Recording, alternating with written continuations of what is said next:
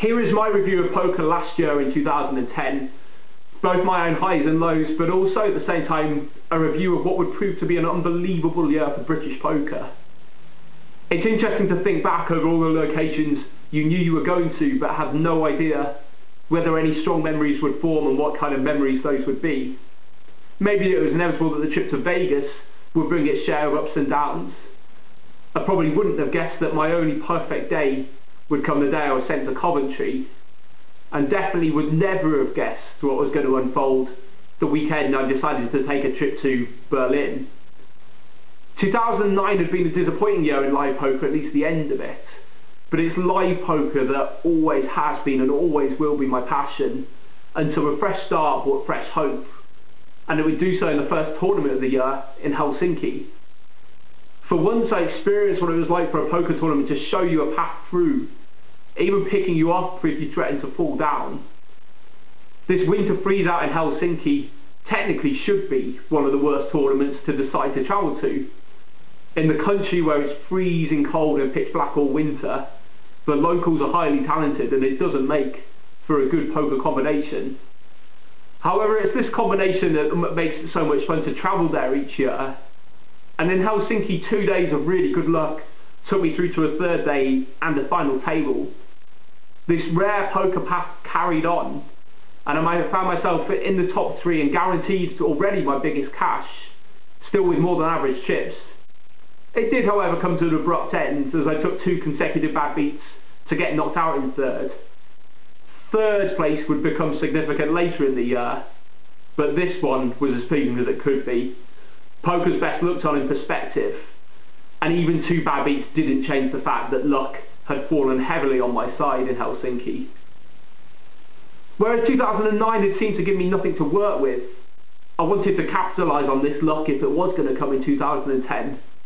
The new live schedule now seemed even more exciting, though the traditional non-events resumed in Copenhagen EPT and the first 2 GKBTs in the year to take us to the end of February. But at the start of the year, another plan was coming together. I've been playing poker long enough now to want to pinpoint something to really motivate me.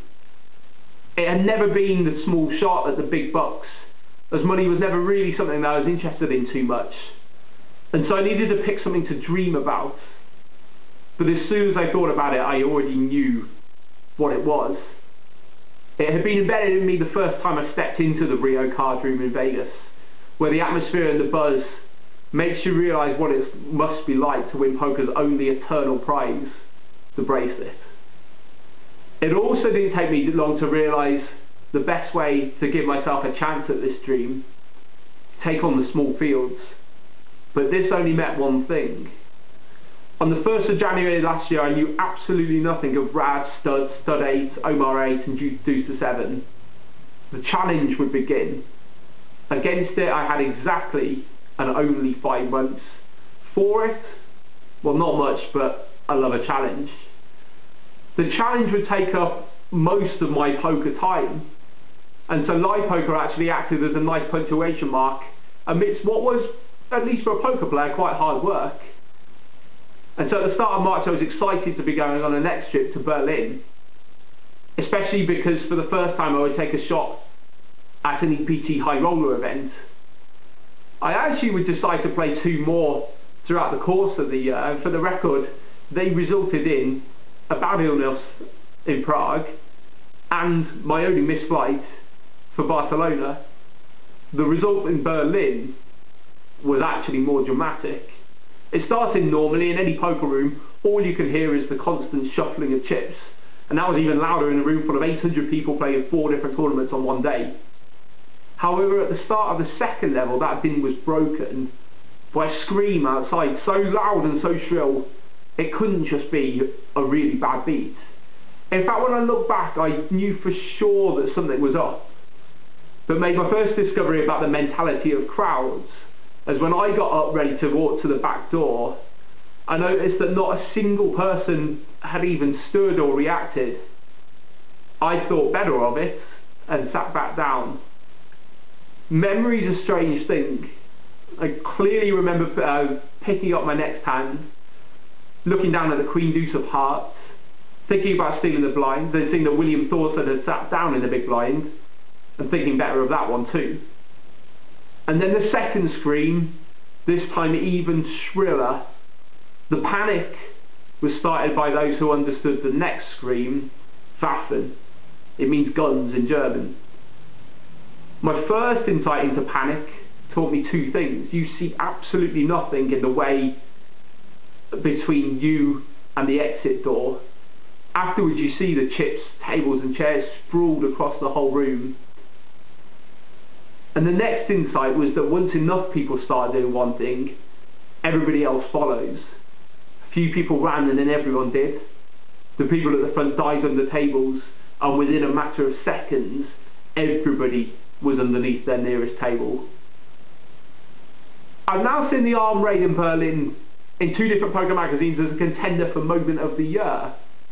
Obviously it's not meant as a nomination as being the most funny or joyous moment, but I think to look back on an event where ultimately nobody was hurt and ultimately everything was fine can still misunderstand the emotions that people had at the time.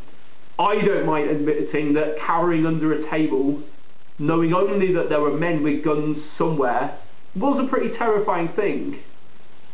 Even in panic there's time for logic, and logic said that this was probably an armed raid with people who just wanted money and had no intention to use their weapons. But at that point we definitely hoped so, because any alternative could only be a lot worse. The fear was in the not knowing, and for this reason everybody crawled head down through spilt drinks and mucky floors towards the exit door. The relief of safety on the outside would soon come, but for me it didn't bring the end of the experience. Nothing had happened to us, but it gave me just about enough insight into what it must be like for people who are in situations of true horror, and enough insight to understand how for some people those memories could never be shaken off. I can still see the side of that Queen Deuce of Hearts, but in the biggest buy-in tournament I played all year, which I exited a couple of hours before the end of the day, I don't remember a single thing about my exit hand. Memories can prove to be a strange thing. Poker should have learnt a big lesson that day, and if that's the reason the raid is nominated, it really deserves its place and probably deserves the award. I emailed PokerStars for some kind of reassurance for future events, but from the company that replies within minutes helping you to deposit on the site, a reply never came. It was probably a blip. PokerStars do most things absolutely spot on and have instigated a big change in holding no money on the premises, which is the main reason that made themselves so vulnerable that day. But for me personally, that no reply came at the wrong time. The only time where I ever felt very low about the idea of poker. What tied it together for me was the fact that it turned out this was just an amateur gang that had taken their criminal shot at landing really big bucks in one day. But there is only one other situation in life in which that kind of greed could be made possible, and that's in a poker tournament. All the gang had tried to do was simply take all of that day's prize pool. The link would be an incredibly tenuous one, but the link between that and poker at that time made for an uncomfortable one. The memories will last, but that feeling didn't last for too long. The stereotypical image that poker used to have of guns and dodgy deals actually has nothing to do with it now. I probably experienced the first and last arm raid that poker would ever see. But far more important for me about poker, the group of colleagues that you spend your time with is loyal, fun, normal and friendly. I think more so than in most jobs. And that group of people would in a couple of weeks' time be going to the Irish Open. As it turned out, I couldn't bear to miss that.